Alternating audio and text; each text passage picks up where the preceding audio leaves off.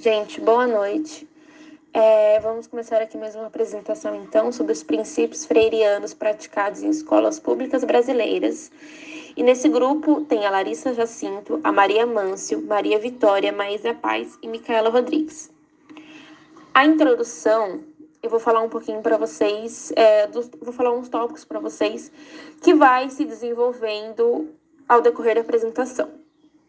Temos aqui, no Brasil, a avaliação vem desenvolvendo uma frustração escolar.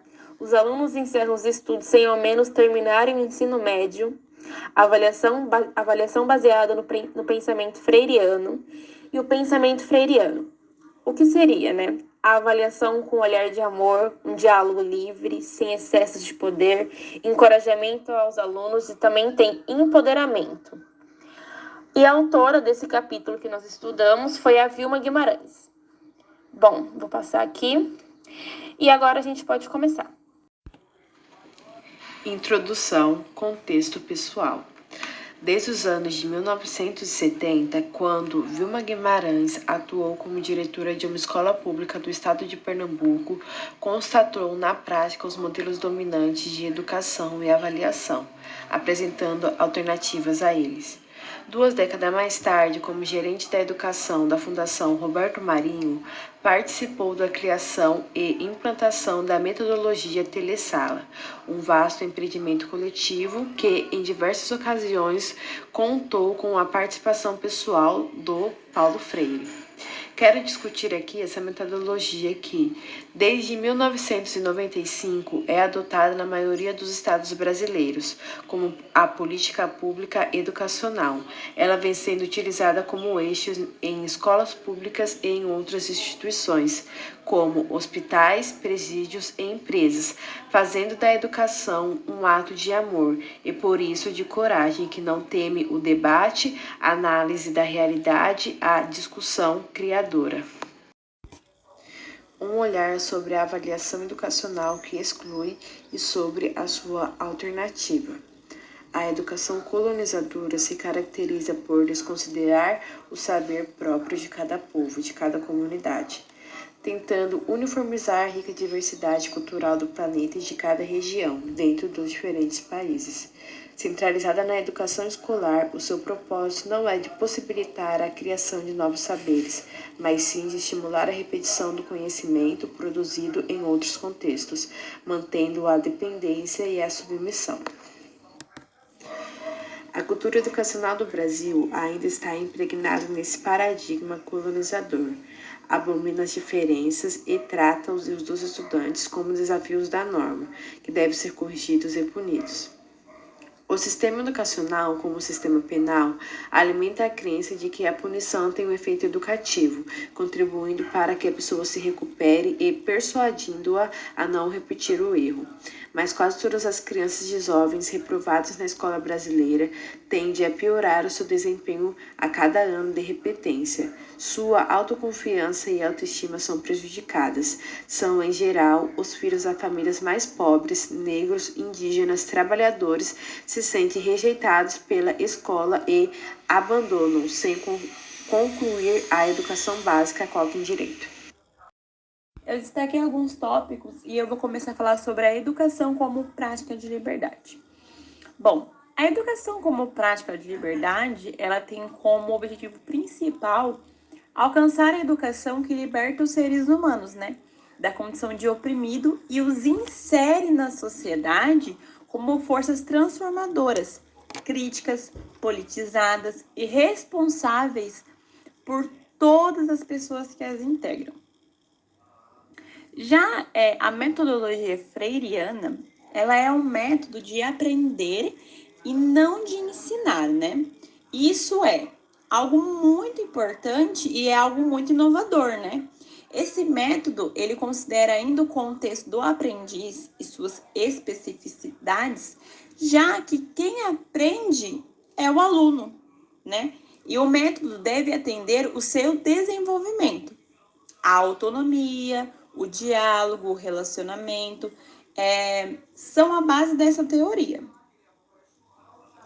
Já o círculo de cultura ele é um método criado por Freire que parte da construção do conhecimento por meio do diálogo. Círculos de cultura são espaços no qual se ensina e também se aprende. Eu coloquei aí como tópico a avaliação que ensina os mais pobres também, mas só para ressaltar uma coisa, que Paulo Freire foi o primeiro na luta por neutralizar nos sistemas públicos de ensino brasileiro a avaliação que ensina aos mais pobres, né? Que eles são responsáveis por sua miséria, pois não conseguem aprender. Na parte desses dois ciclos, eu destaquei aqui também que em 1998, o Conselho Estadual de São Paulo adotou o sistema de ciclos para as escolas de ensino fundamental, né? Paulistas, públicas e privadas. Que o aluno da primeira série à oitava série, no decorrer desses ciclos, embora a criança continuamente avaliada, ela não poderia ser repetida por mau desempenho. Então, em 1998, né, a criança que é destinada da primeira série à oitava série, ela não poderia ser repetida por mau desempenho. Boa noite, eu sou a Maria e agora eu vou falar um pouquinho. Paulo Freire pode voltar ao país em 1979, pois foi feita uma abertura de democracia a qual garantiu a anistia aos presos políticos. Desde então, foi trabalhada a ideia do ensino contínuo, aquele em que o conhecimento é construído e não apenas jogado para os alunos. Foram criados modelos escolares em que não se reprova, porque está sendo construído o conhecimento com o aluno. Também, ao invés apenas das séries de ensino, foi separado em ciclos, os quais trabalham de forma contínua. Paulo Freire e a metodologia telesala agora. Em 1995, foram iniciadas as gravações de aulas juntamente com os livros relacionados com as aulas. Assim, então, foram criados os telecursos, em que até Freire elaborou. Foram crescendo esse modelo de aula e eram utilizados também em aulas presenciais. Com os livros, os alunos conseguiam acompanhar. Esse conteúdo chegou a ir para a TV aberta em canal como a Globo, demonstrando a força e a possibilidade desses telecursos. Com essa nova tecnologia agregada, foi encontrada uma maneira de demonstrar do norte ao sul do país o ensino no modelo freiriano, de maneira, como diz em seus livros, fato em que é importante para a educação no país. Boa noite, hoje eu vim falar um pouco sobre a metodologia Tessala. A metodologia nasce de um processo coletivo, organizado e evolutivo. Paulo Freire, em 1987 e 1990, se tornou consultor do Departamento de Educação de Jovens e Adultos. Naquela época, a secretaria assumiu a direção de seu departamento de tecnicologia educacional. Freire, com sua equipe de profissionais, começaram a explorar o potencial educativo de televisão e de todos os outros vídeos. Aos poucos, em base a Paulo, foi desenvolvida uma estratégia de leitura de imagem, que passou a adotar quando utilizava o telecurso. Nesta época, constituía-se em um conjunto de programas de vídeos e livros-textos para educação à distância. Entre 1996 e 1997, Paulo Freire aceitou o convite da Fundação Roberto Marinho para criar um telecurso que iria se chamar Tecendo o Saber, voltado para jovens e adultos que, embora não fossem alfabetizados, a metodologia Tessala comprovadamente diminuiu os locais em que foi implementada a evasão escolar e eliminar a repetência e incrementar o desempenho dos discentes e dos docentes, já que a aprendizagem do primeiro reflete a influência e a aprendizagem do segundo. A metodologia Tessala possibilitaria que princípios das teorias freirianas fossem colocados em práticas em sistemas públicos de ensino de norte a sul do Brasil. Agora eu vou falar um pouco sobre a metodologia Telesala e os princípios freirianos como pedagogia da avaliação. O pensamento avaliativo examina os pressupostos das informações recebidas, considera suas contradições e inconsistências, articula valores e lida com a complexidade. Com isso, ela faz pessoas compreenderem melhor a realidade para melhorar um pouco mais sobre ela.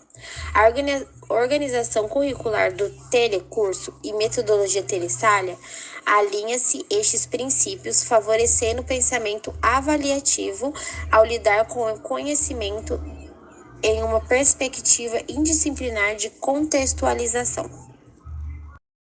O diálogo cria base para a colaboração, para lidar com o cotidiano e com os conflitos escolares. A importância do diálogo é construída diariamente no ambiente escolar, embora não seja uma tarefa fácil.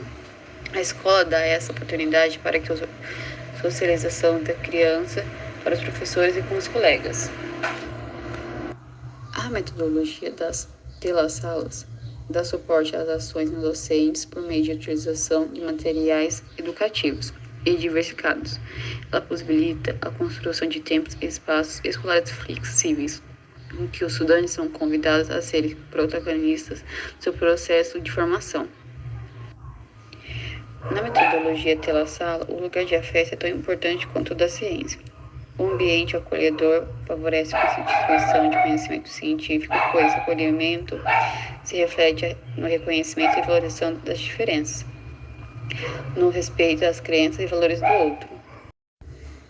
O professor, atuando como mediador pedagógico, utiliza a tecnologia e diversos materiais educativos com o objetivo de promover o diálogo entre todos os membros do grupo e tornar a aprendizagem mais afetiva. A importância do coordenador é ajudar os educadores a transmitir o conhecimento de forma prática, direta e fácil compreensão. E também a pessoa responsável por mostrar a todo o corpo escolar a diretriz e regras que o colégio estabelece.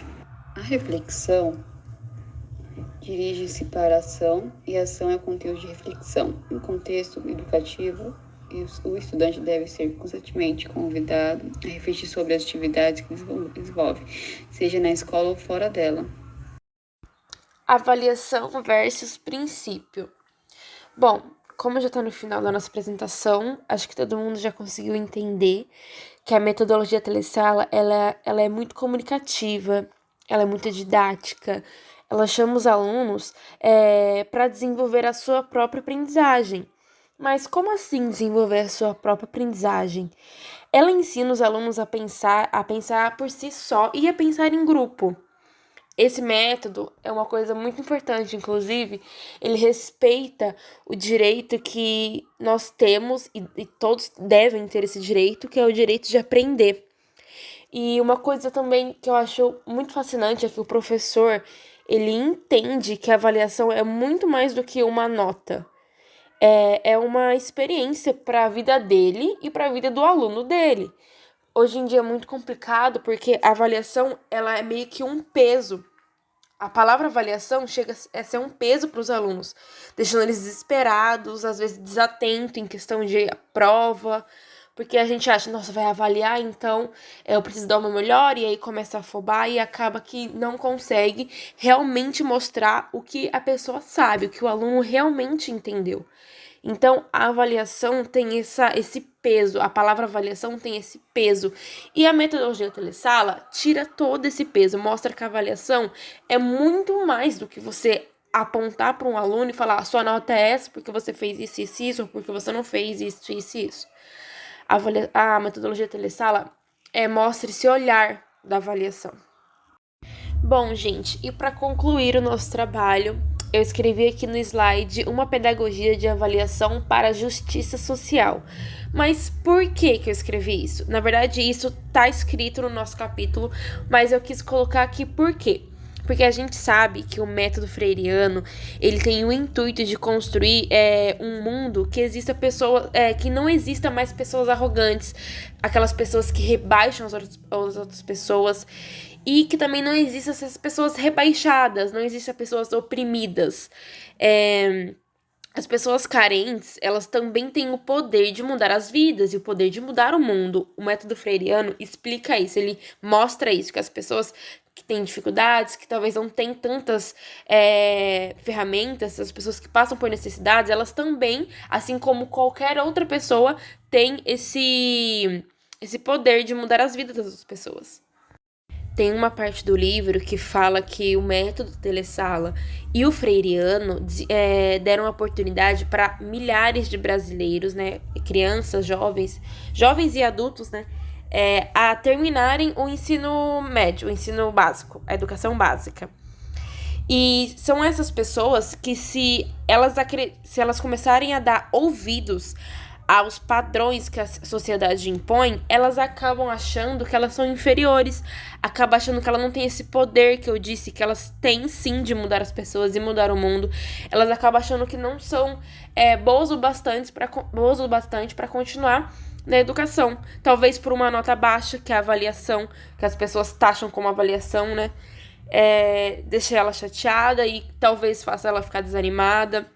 Então, o método Telesala e o Freireano, eles deram a volta nisso e mostraram para essas pessoas que sim, elas têm essa oportunidade, elas têm esse poder de, se elas quiserem, elas conseguem. E aí é isso que o método Telesala mostra pra gente.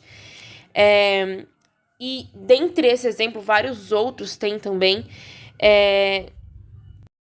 Tanto que até nesse capítulo mostra alguns exemplos e eu escolhi esse exemplo para falar para vocês. Mas não só no livro. Fora do livro, tem vários exemplos dessa metodologia. E a gente consegue entender que sim, essa metodologia dá certo. Ela realmente funciona. O método Telesala e o princípio Freireano, eles são essenciais para concluir uma educação. Eu acho essencial, eu tenho certeza que ele é essencial para concluir uma educação. E eles têm um poder de mudar o rumo das pessoas, deixando elas mais encorajadas, deixando elas mais empoderadas, fazendo com que elas acreditem nelas mesmas e com que elas voltem a sonhar. Bom, gente, é isso. Eu espero que tenha ficado tudo claro. E boa noite. Obrigada pela atenção.